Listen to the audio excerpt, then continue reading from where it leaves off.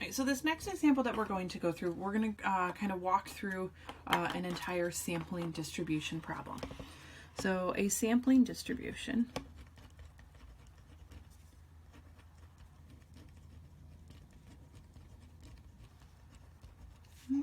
is a special name for the probability distribution of a statistic that is used to make inferences about a population.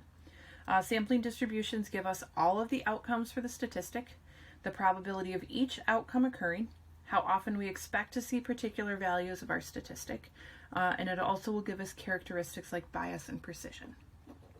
So in this example, we're going to kind of talk through how our sampling distribution gives us all of this information above. So we have a small population of 6 people. So this is not a sample. Again, we are looking at a population.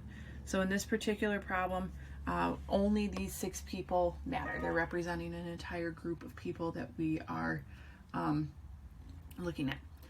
Out of these 6 people, 2 are cat people and 4 are dog people. Right, so our population I have listed out D1, D2, D3, and D4.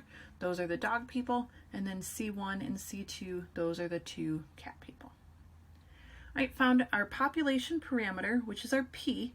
So again, thinking back to our notation that we mentioned in the previous section, population parameter means a numerical statement about our entire population. So if we look at our entire population, what percentage are cat people? Well, we have 2 out of 6.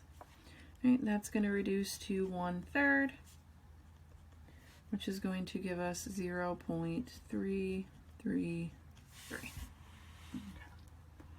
All right, now instead of looking at our entire population, we're going to take samples of size 4.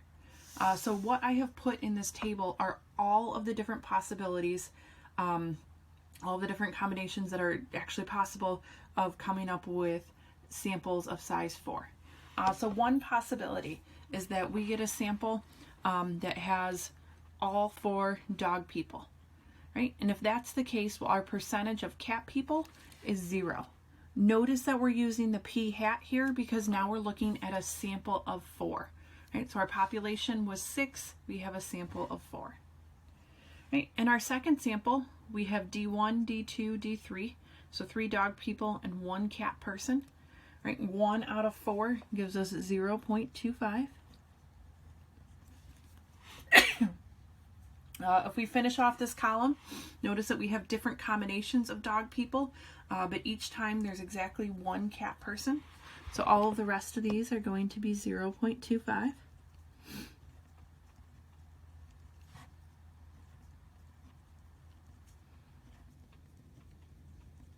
Right, so again, 1 out of 4 in each of these samples is a cat person.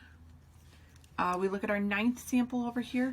We still have 1 cat person, 3 dog people, so that's also 0.25.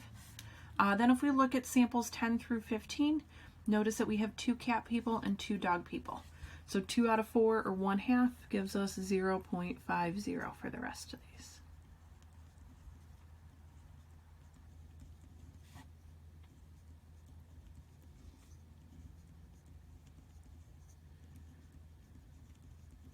All right, now if we want to find our mean for all of these values in our table, this little guy here, this should not be an X, we're going to turn that into a P hat. We are going to add up all of these different values that I just put in our table in red.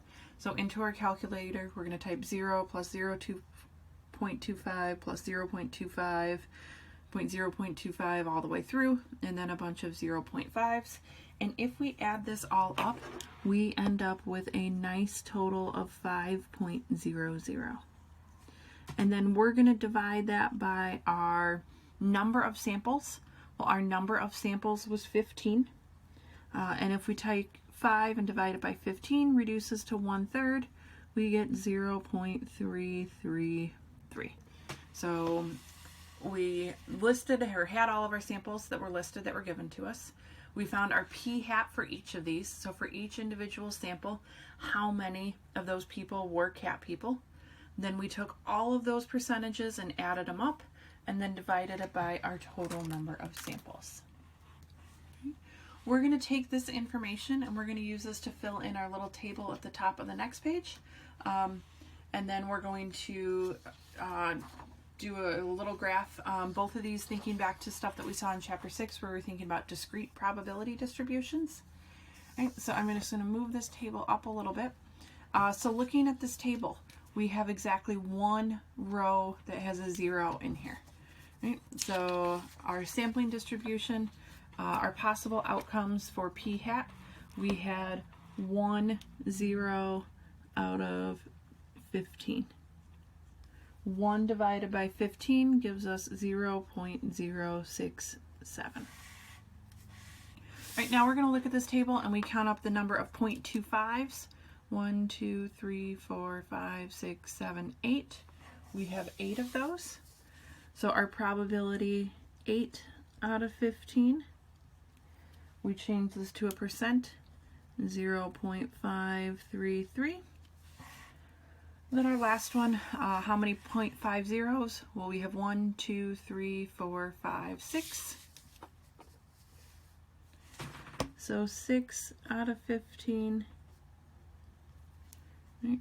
This one actually divides evenly and we get 0.4. So then we can graph each of these as a discrete probability distribution. So 0, we have 0.067, so just a short little piece here. 0.25, we have 0.533.